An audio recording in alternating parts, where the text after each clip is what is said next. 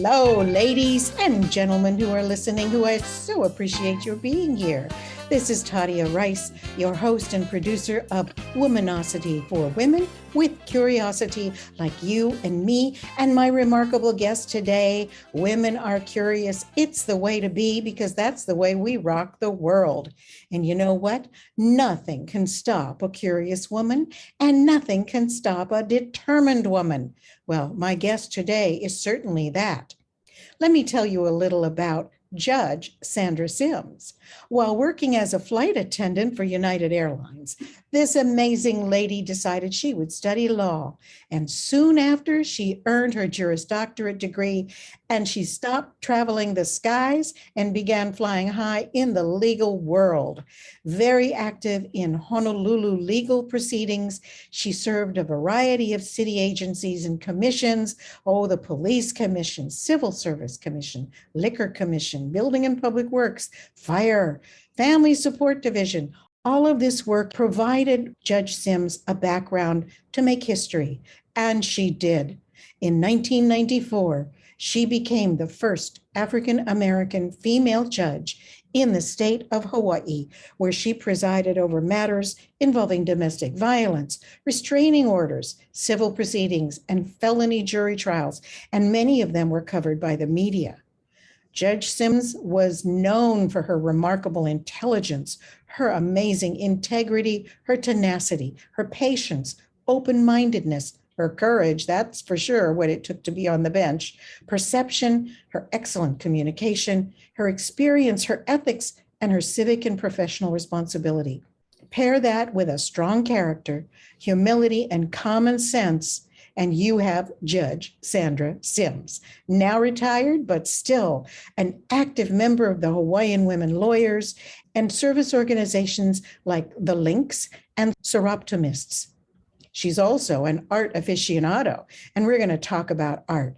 And what's so wonderful is she is a friend who I admire so much, and I am so happy to have with me in the studio today. Welcome, Judge Sandra Simms. Thank you, Tadia. It's a delight to be with you this afternoon. Oh my goodness, what an introduction. I was like, who is she talking about? But I'm talking about you, girl. Who are you talking about, girl? I'm so happy you're with me. Thank you so much for having me on. You are more than welcome. You know, you've seen so much in your lifetime, not just on the bench, but in life in general. And I suppose my question to everyone, to all of my guests, is what do you want to tell other women about what is needed to pursue a successful career? And of course, you had a career, well, you had several careers. You were a flight attendant, and that takes some real courage, I tell you, to live in the sky, and then to pursue a legal career, and then reach the pinnacle of that career by becoming a judge. What would you say women need to know? I think it's important that you understand who you are and what it is that you want to do. And in the context of doing that, I mean, don't just pick something because you think someone else is doing it. But I think it's important to kind of know yourself, know what you want to do. And that's one of the things that I have found in my career and all these times, even though I've been involved in quite a bit of, controversial things and so forth. The one thing I can say is that there was not in all of my time a day that I got up and dreaded having to go to work, even in the days of flying. That doesn't mean that it's not challenging. Yes, I had tons of challenges and all of that, but I was doing something that I wanted to do, I chose to do, and therefore was good. So don't just pick something for the money or any of that, something that grabs you and makes you feel like getting up every day. That is wonderful. I mean, finding your passion is important, but when you're young, you don't know yourself well. You don't know who you are yet. It takes experience. So for young women who think they want to do something important, do you have an answer for that? It's important to be open.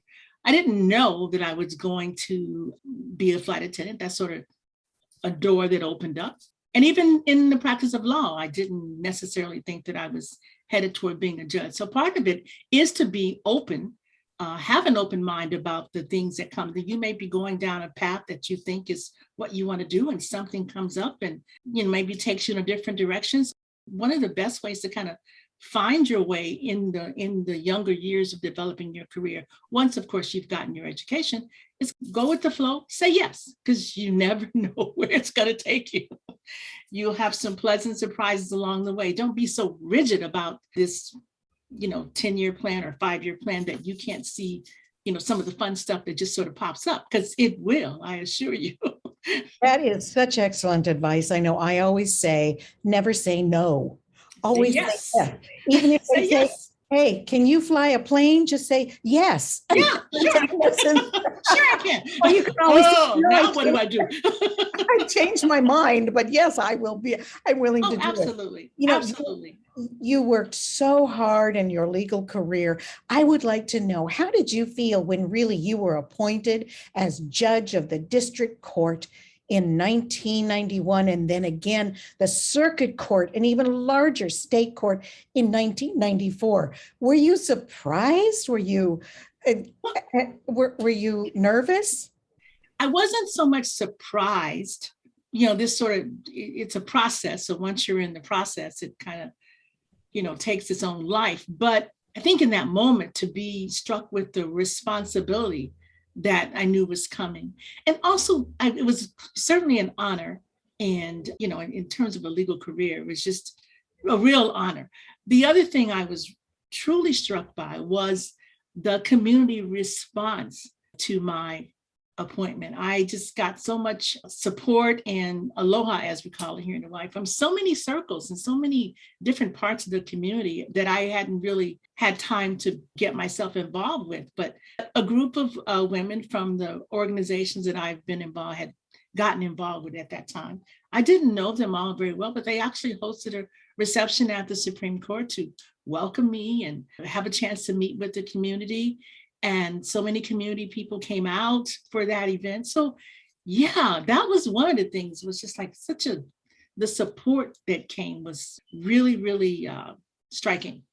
Well, you didn't just break the glass ceiling, you broke the race barrier too. I mean, here you were not just a woman walking into an all men's world, pretty much. You were a Black woman in Hawaii, where there are very few African Americans or people of the diaspora living.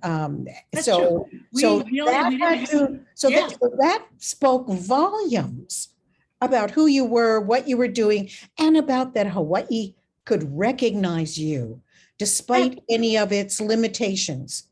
That is true. And because we didn't have, there still aren't a lot of Black attorneys in Hawaii. At that time, I think there was, you could count us on your hands. The people that are part of our, the Black attorneys in our state have been always involved and representative of the high standards of the practice. And so we do good. What can I tell you? You're done good, girl. I was part of a remarkable group of, and we had an organization, we still do, African American Lawyers Association of Hawaii, and it's pretty remarkable people.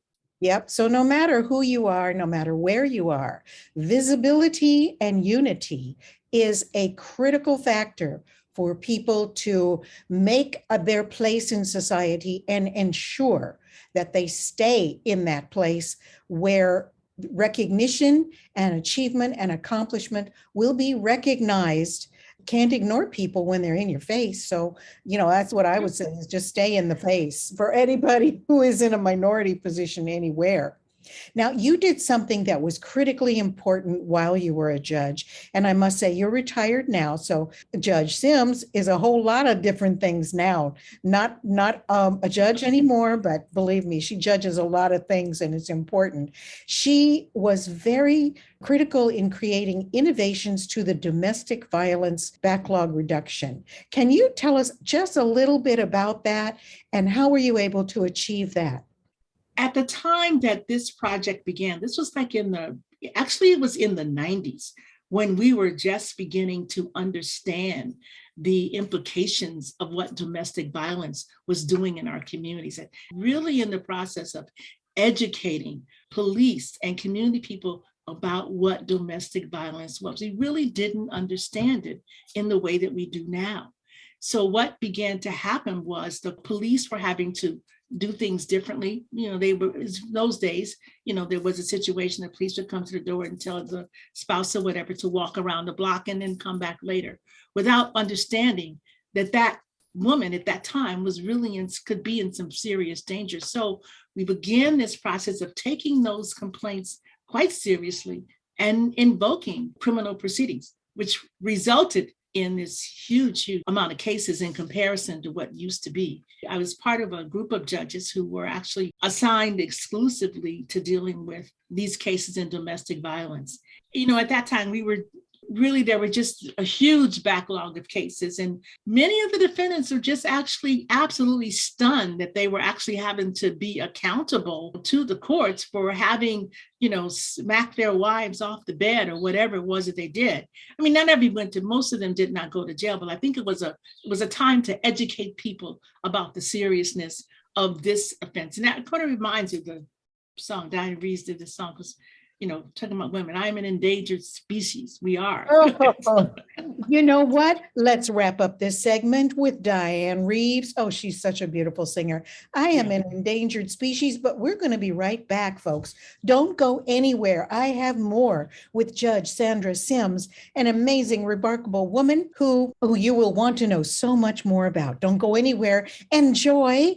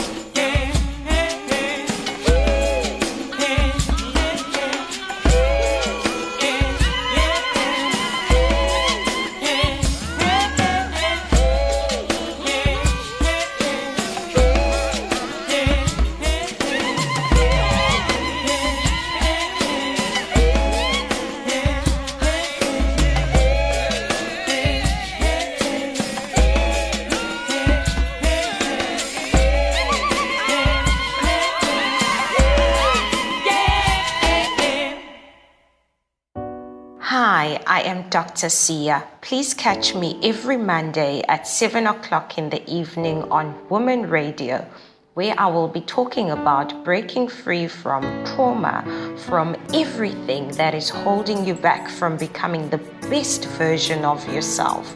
Woman Radio, well-organized man, for we are.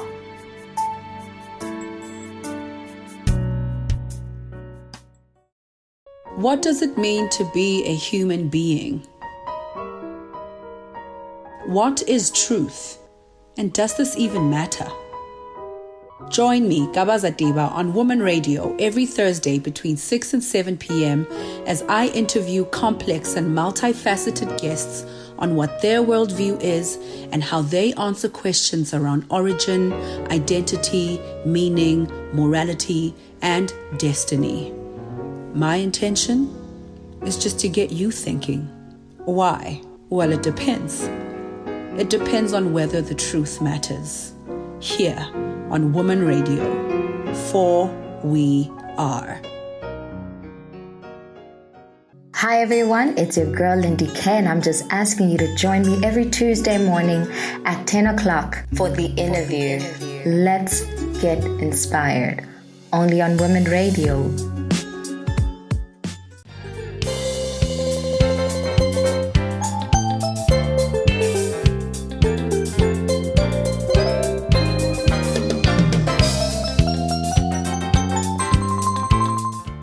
Welcome back, friends. Thank you for being with me on Womanosity for Women with Curiosity. I'm Tadia Rice, and we have so much more to talk about with Judge Sandra Simms here in Honolulu, Hawaii. She is in the studio and has so much to share. Judge Simms spent a decade as a judge in some very high-profile cases, and then she retired from the bench in 2004. What led to that decision to retire and step off the bench? You began by talking about the fact that I was involved in a number of high-profile cases, and certainly most of my work on the bench, at least at the circuit court level, was in pretty much all felony jury trials. In Hawaii, judges are appointed for a term of 10 years. When my term expired in 2004, I think I probably generated enough controversy with decisions and so forth, which I was satisfied with. And let me back up a little bit. And that's a key piece, I think, in knowing and understanding what it is to be a judge and to be in that kind of a position. I'd always tell people I don't ever want to be in a place where I'm feeling, and I won't be in a place where I'm making a decision based on anything other than what's in front of me and the law that applies. Not the politics, not the media, not the that's just not how you respond. I think it is critical and absolutely important for judges to be able to operate in that. And if the old adage, if you can't stand the heat, then probably you should just step away.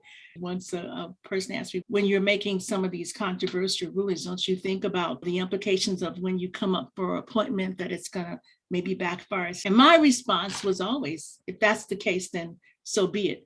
I'm prepared for that. I'm not going to ever be put in that position where it's going to be a political choice, because you're a judge and everything before you is controversial. On any given day, you're going to be ticking off some, at least half of the people that you see are going to be upset with you. It's just the nature of the beast, shall we say. Are we talking about murder cases? Oh, yeah. All Okay, felonies. so what was your like the most heinous case you ever tried?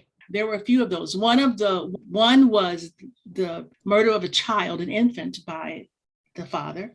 Another involved the murder of a transvestite. And this defendant was upset when he realized that this was not a woman. And so he killed her brutally strangled her. Not everything was a murder, but but those were some of the ones that kind of jump out. And one that kind of said it was a case involving this young lady who was engaged in what we call prostitution, committed a felony along with it. She had sort of stabbed the guy who she was having a relationship with. But as it turns out, we went to trial and she was sentenced, and it was interesting because I sent her it was a mandatory prison term of like 20 years. She was like 20 some years old at the time. And it was interesting because afterwards I found out, she was pregnant. And she went to prison and she gave birth in prison. And she would send me letters and pictures of this child. And I was like, why is she sending me these letters? She sent me a letter once telling me she had graduated and taken a class. Well, what we come to realize was that she was being trafficked. We didn't know about trafficking in those days. And so this actual, going to prison was like a kind of like a cry for help. She was getting away. She had been in this so-called circuit that we had here of women that come in from Seattle and Vegas, and then they go around. And the only way for her to get away was to commit a more serious crime, which she did. He didn't die, but she used a knife. You saved her life. At the time, it wasn't until years later when we understood what trafficking was and why she kept writing me and telling me how well she was doing, and her child had been adopted by some really good people and all of that. And I was like, and I remember asking my staff, I was like, why is she writing me? She said, because you listened to her, you heard her. Because I kind of told her at the time I sent her to prison, it was kind of stunning. I said, you're going to prison for, I think it was a 20-year term. And I just kind of gave her some sort of life lessons about what to plan for, that she was young, it wasn't the end of the world, that she should begin to planning a new life, and not realizing that's really what she was doing anyway, in her own sort of misguided way. But years later, we learned about, human trafficking and what its impact on so many. And it's still going on now. Yeah, that's a fascinating story. Oh my goodness. Anyway, so when I was up for reappointment, I was not reappointed. And it was an interesting time because there were a number of women judges who were up for reappointment during that same time period, about 4 or 5 of us. And some of them had been asked to withdraw their request to be reappointed. And they did. And so when mine came, and I was given that option as well. And I said, no, I'm not going to withdraw. If you don't want to, that's your call. You have to make that decision. And so that's what happened. And, that had its own set of controversy because there was a lot of media attention given then to the number of women who were not staying on the bench at that time. And so several of the women said, no, I'll withdraw. And I said, no.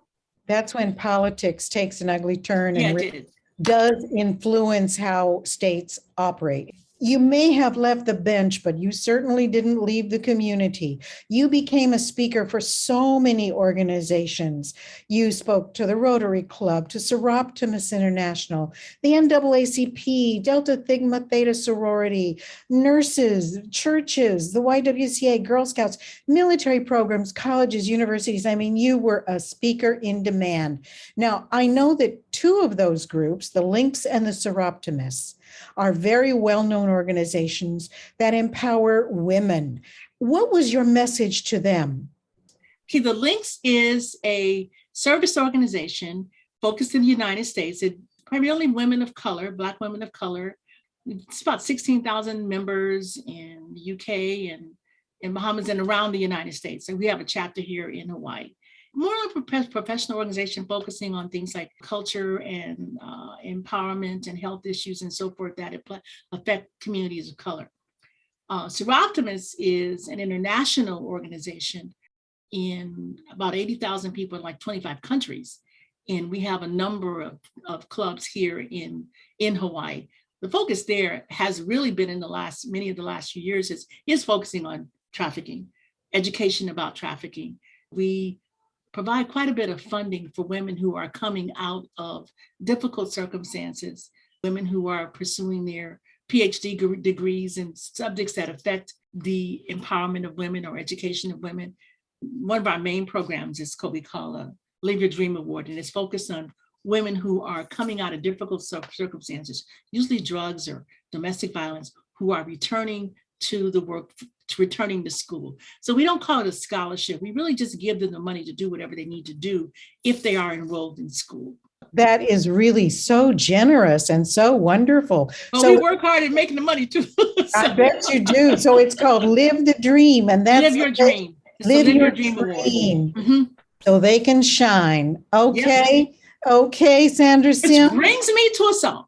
I was just going to say, you love Let It See. I love Let It See anyway. Oh my God. So we're gonna go out with Let It See. We're gonna listen to Shine, and then we're gonna come right back. So folks, do not go away, because there is more and more and more with Judge Sandra Simms in Honolulu, Hawaii, in the studio with me now. Don't go away. Enjoy. We'll be right back.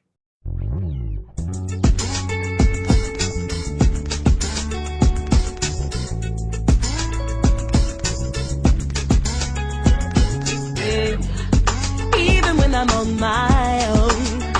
I know I'm not alone, 'cause you got me. Yeah. When others try to turn me down, I'm gonna stand my ground like you told me. See, I think that you were sent from heaven to protect me. Yeah. And that's why I don't mind doing anything you ask me. I lay down my life for you. So what you did for me, I can shine. I can shine. I'll be there for you. Just come back and you let me shine. Hey, let me shine. You let me shine. Oh, you let me shine. Must have done something right to leave you by my side, just like this. Yeah. When everybody else had doubt, you held me down, just like you said you would. So ain't nobody on the planet that can touch you. Ain't nobody. Oh, when you gotta know. From the bottom of my heart, I always love you. I lay down my life for you. So what you did for me, I can shine. I'll be there for you. Just come back and you let me shine. Let me shine. You let me shine. Oh, you let me shine. You let me shine. Oh, you let me shine. You let me for the world to see. Like the sun above, I can feel your love. Oh, you let me shine. Oh, you let me shine. Oh, you let me shine. I am. So what you did for me, did for me. I can shine. I'll be there, do anything, just because you let me shine.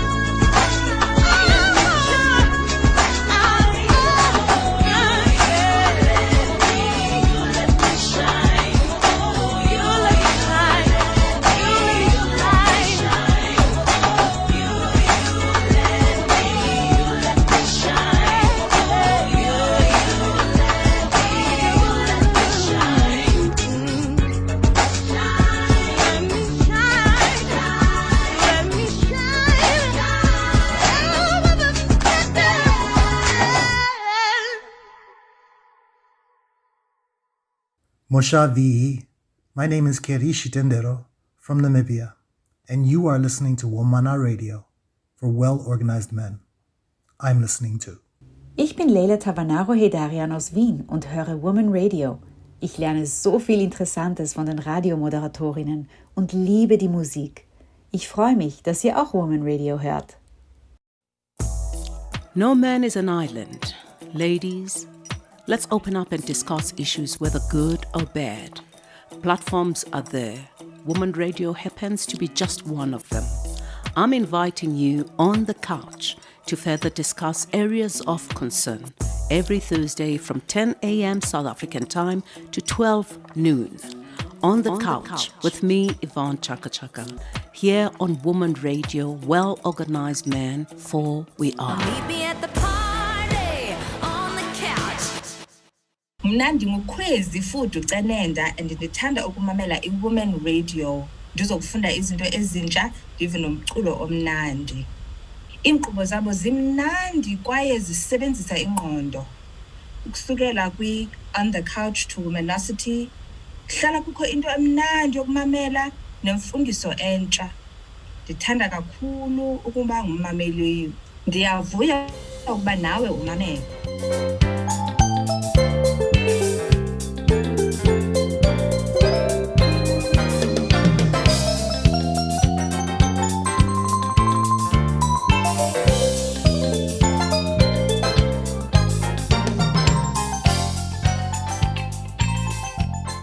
We are back, ladies and gentlemen, and everyone who's with me from wherever you are within the United States, Europe, Asia, Australasia, South Africa, all of Africa, and anywhere else throughout Polynesia. And you know what? Even if there's a few aliens listening, I'm really happy to have you here too. We're here with Sandra Simms, retired judge from Honolulu, Hawaii, who's an amazing woman who has accomplished so very, very much.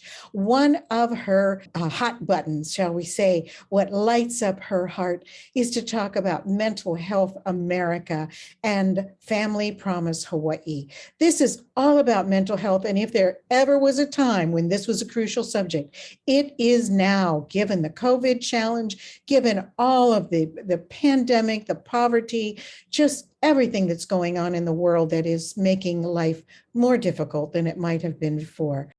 Judge Sandra Simms, tell us a little bit about Mental Health America in Hawaii and the Family Promise Hawaii organizations. When I retired, I was invited to be on the board of directors for Mental Health of America.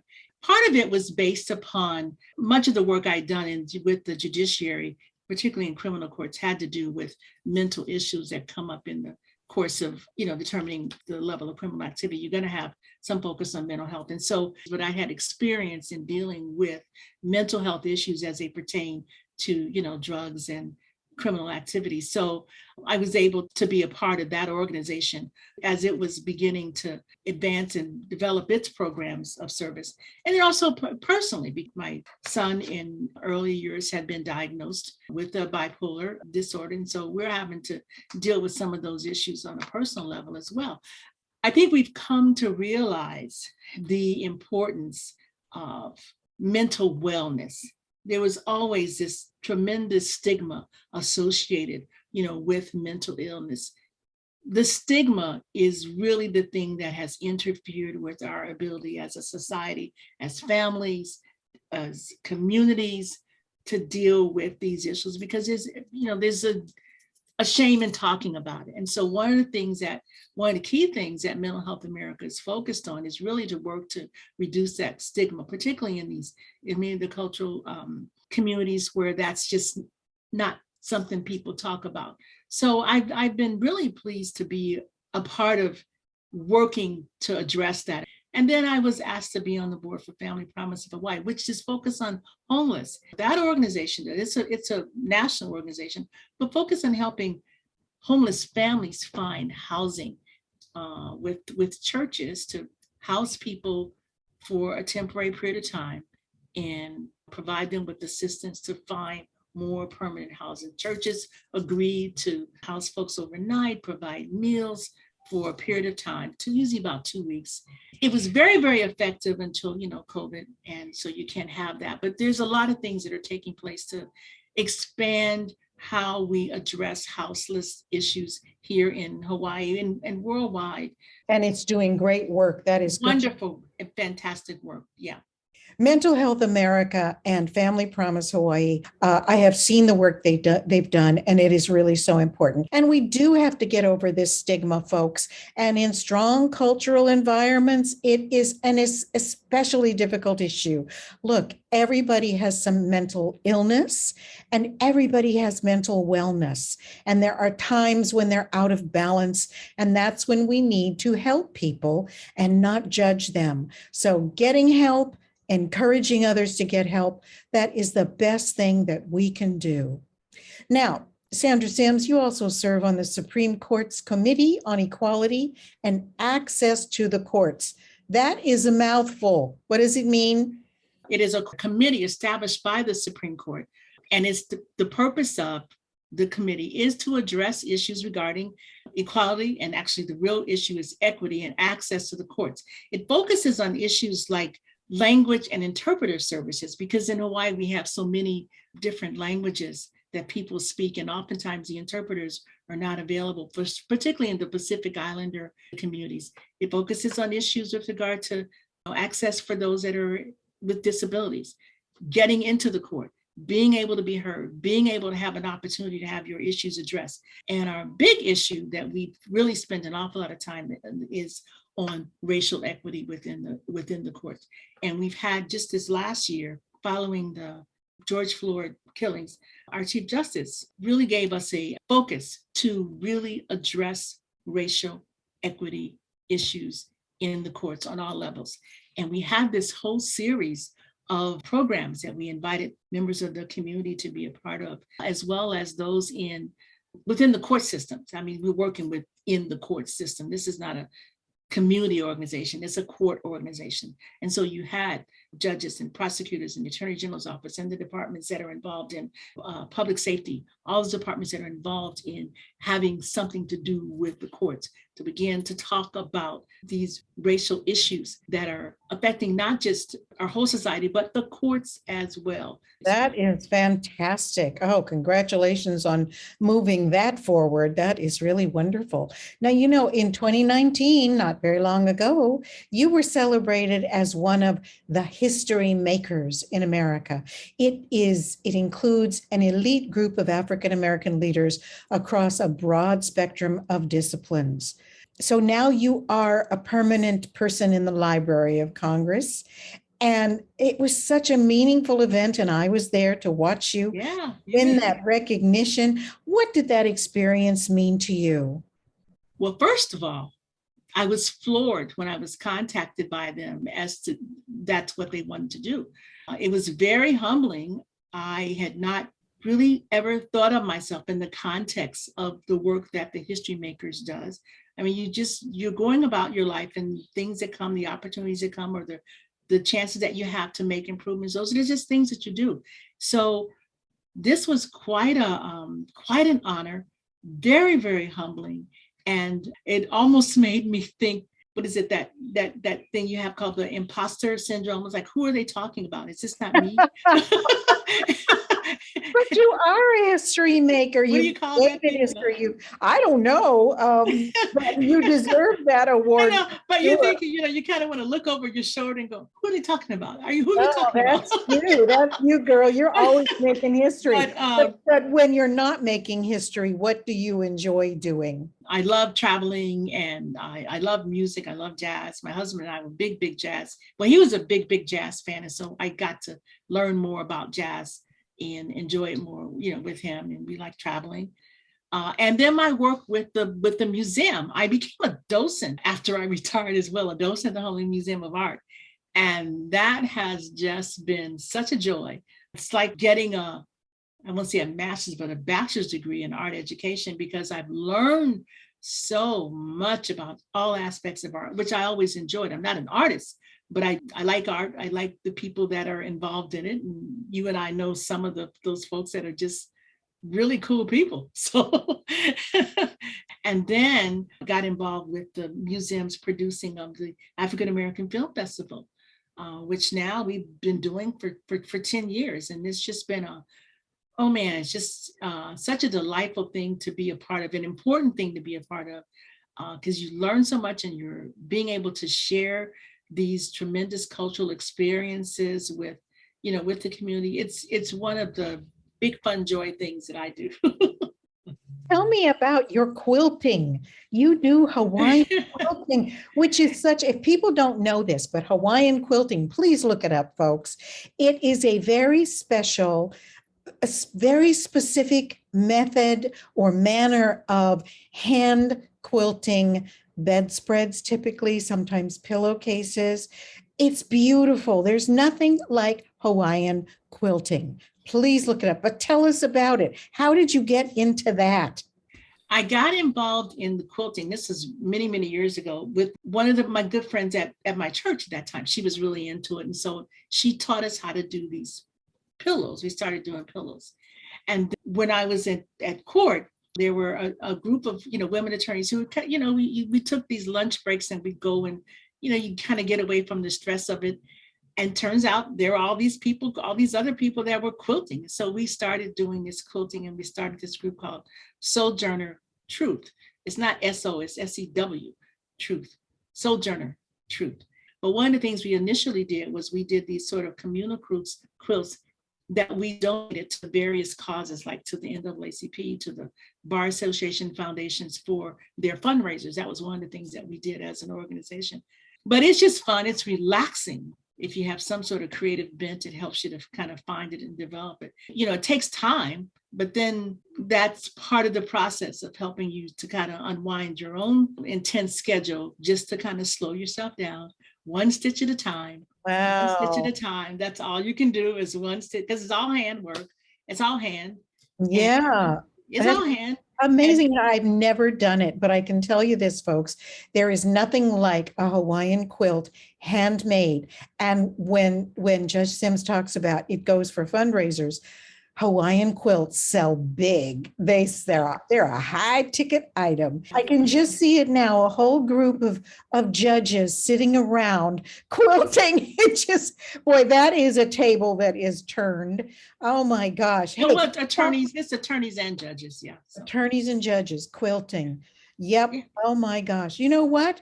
Let's listen to Janelle Monáe singing about the tables about to turn, because that's what you've been doing all your life. You have been turning the table. We're ready for that. There's ready for change. Yes, that is absolutely true. Folks, don't go anywhere. You enjoy Janelle Monáe in the meantime, but we'll be back for the last segment with Judge Sandra Simms in the Honolulu studio. So don't go away. The table about to turn. The table about to turn. The table about to turn. Yeah. I've been flipping through my timeline, trying to get my mind right. My city crying out. I got to cool down, but I'm under pressure. Looking with my Crisco. Look at what my fist go. A renegade when I'm in a rage. I got to cool down, but I'm under pressure. I keep my hands dirty, my mind clean, got a new agenda with a new dream. I'm kicking out the old regime. Liberation, elevation, education. America, you a lie, but the whole world about to testify. I said the whole world about to testify. And the table's about to, the table's about to turn. Ain't no stopping till it turn. No stopping till turn. We can't wait for it to turn. Yeah, the table got to turn. There's a boomerang booming back. Yeah, you laid an egg, now it's about to hatch. Yeah, you gaslighting, about to meet your match. You fuck up the kitchen, then you should do the dishes. Burning down plantations. Ain't no parking, I don't need no validation. I like sage when I'm in a rage. I don't need permission, I got my intuition. Hands dirty, mind clean, a different vision with a new dream. We kicking out the old regime. Liberation, elevation, education. I said America. Each of us has a moral responsibility, if we are of voting age and if we are registered, to participate in that decision. I come here to urge every person under the sound of my voice to go to the polls on the 3rd of November and vote your convictions. Now, I know you're intelligent people, and I don't need to tell you who you should vote for. I don't have any fear about that. You know who to vote for. I'm just asking you to vote. And so all men of goodwill will go to the polls on November the 3rd. And I hope we will have a great day in our nation, so that when we wake up on the 4th of November, we will know that America has made the right decision. But the whole world about to testify. I said the whole world about to testify. We gon' watch the table. Now we gon' watch the table. Turn. The table got turned. That's right. Turn.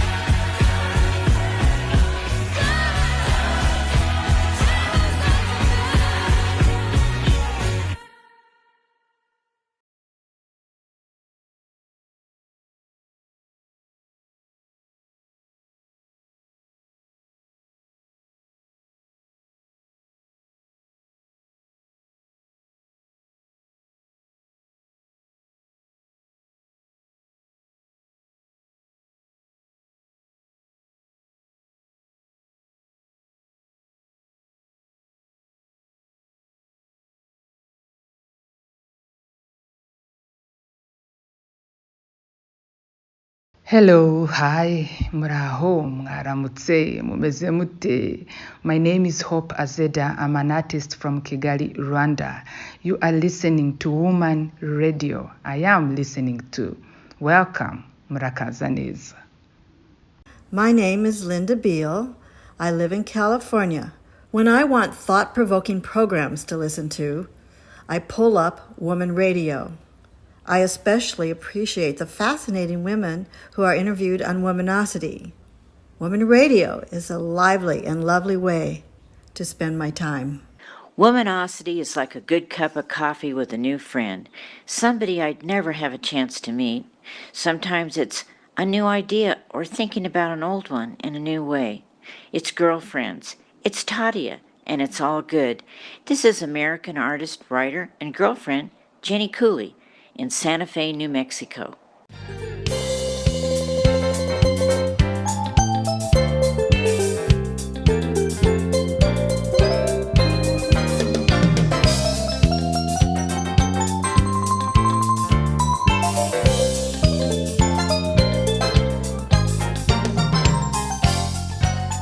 Welcome back, everyone. It's Tadia Rice with Womanosity for women with curiosity like you and me and my wonderful guest, Judge Sandra Simms in the Honolulu studio.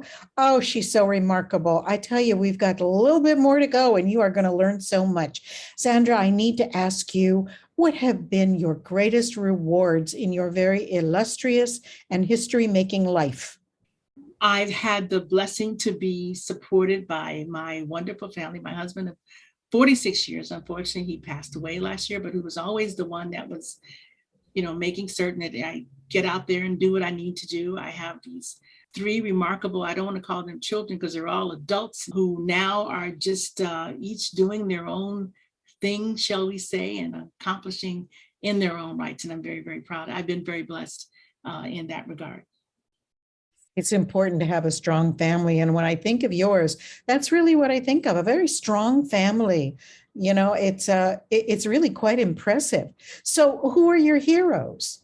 My hero, quite honestly, is my mom and dad. I was blessed to be raised by a family that supported and encouraged me to do and to accomplish things, even though they didn't have all the opportunities and stuff, particularly my father that I had growing up as he did, but not to, so I was very, very blessed. And so I admire them for just kind of sticking it out and making certain that we get to do the things that we are able to accomplish in this time.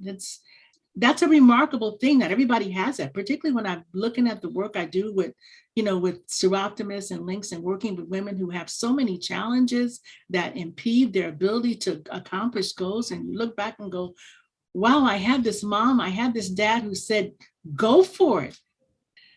That's heroic in this, and particularly for Black folks, just put them out there and do it, man.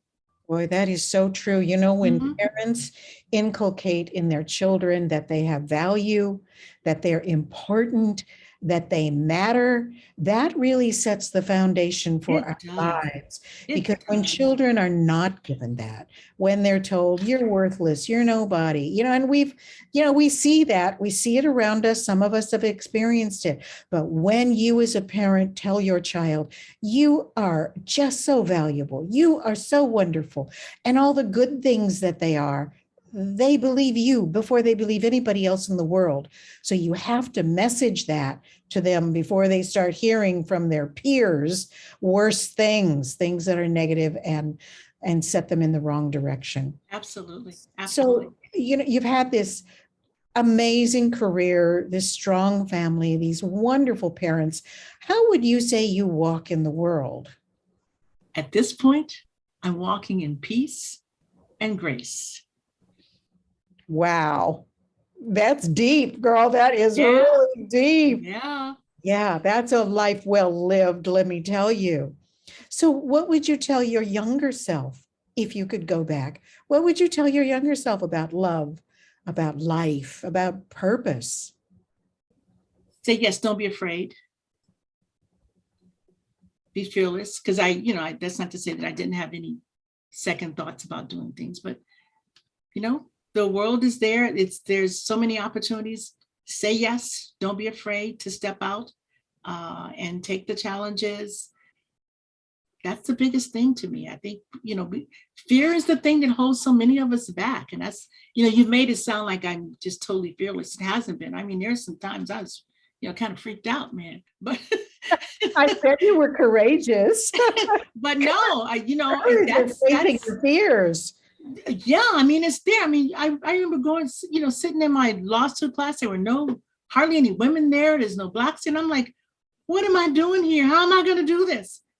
Fear can really, really wreck your life. So be fearless. I think that's what I want most to learn how to do. Is just not be afraid. I had people to support and push me, but I was still afraid a lot of times. Yeah.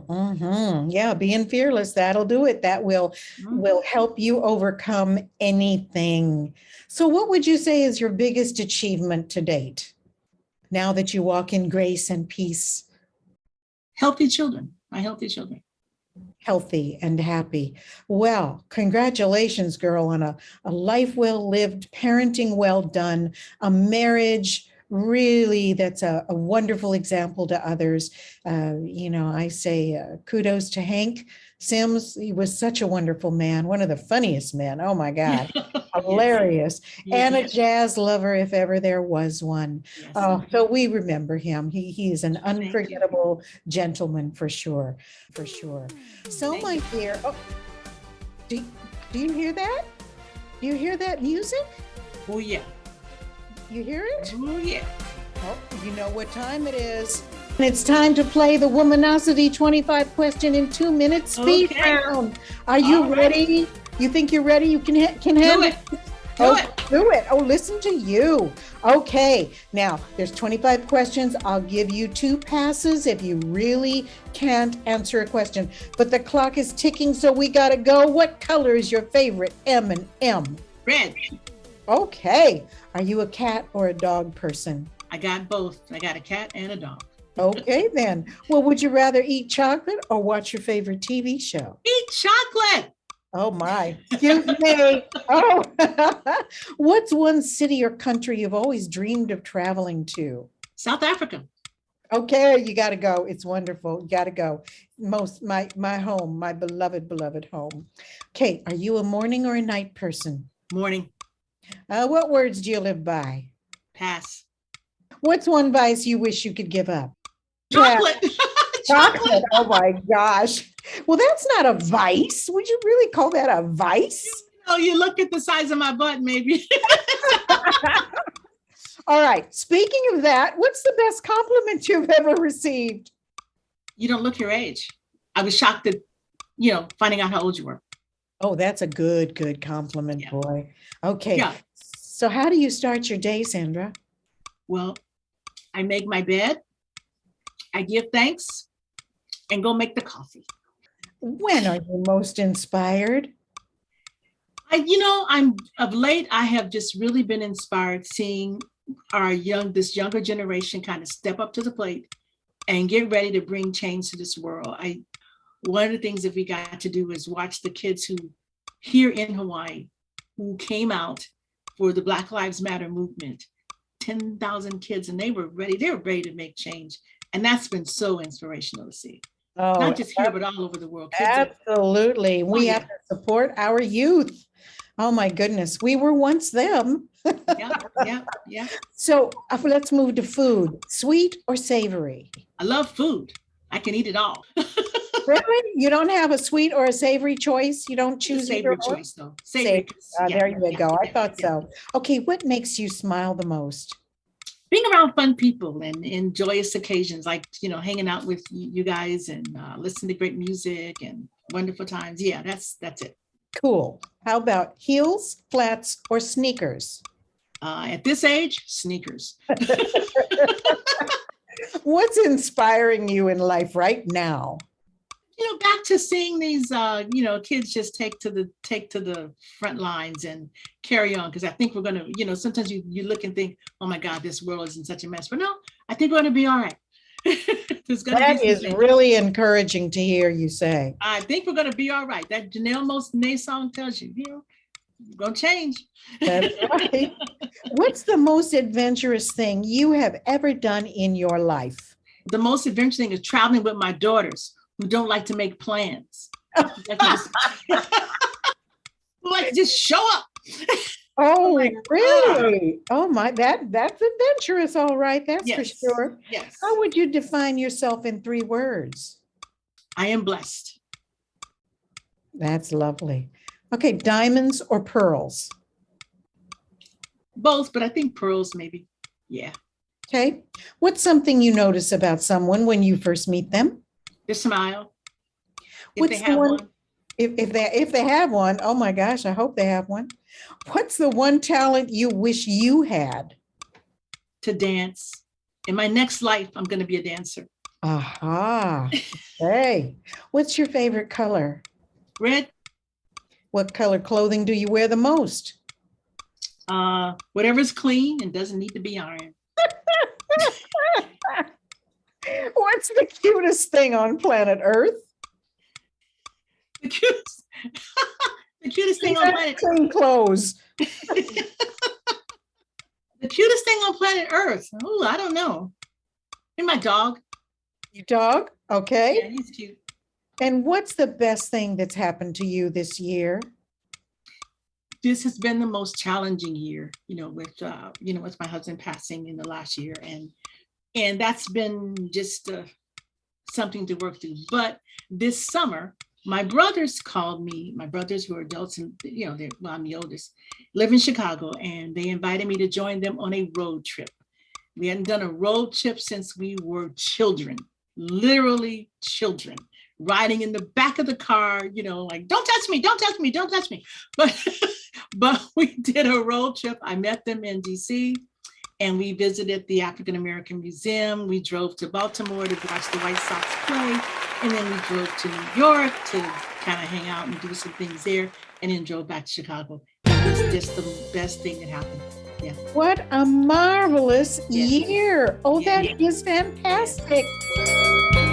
Oh my gosh, time is up. You did it. You answered the questions. Oh my gosh, I am so happy to have had this time with you, Sandra. Thank you so much for coming into the studio and sharing you with us. I am so grateful. Thank you. Thank you. Well, thank you for inviting me and being able to talk about. So I hadn't talked about these sort of things in a while, and it's been quite delightful. So, wow, this was fun. This was quite fun. Great. Well, it was fun, and it's always a joy to speak with you. So I tell you, ladies and gentlemen, this was my wonderful guest today. I hope you enjoyed Judge Sandra Simms as much as I did. She was full of great advice for every age, and her words of wisdom, I hope, will stay with you as they stay with me. Don't forget, I'm here every Saturday with you, Tadia Rice, Womanosity for Women with Curiosity, because we are, and we have to be, and the best thing you can do is give that curiosity to your children too. This is how we learn, this is how we love, and this is how we live. Thank you for being with me today on Womanosity for Women with Curiosity, broadcasting globally on Woman Radio. Enjoy great interviews with remarkable women and music from around the world. Join me, won't you?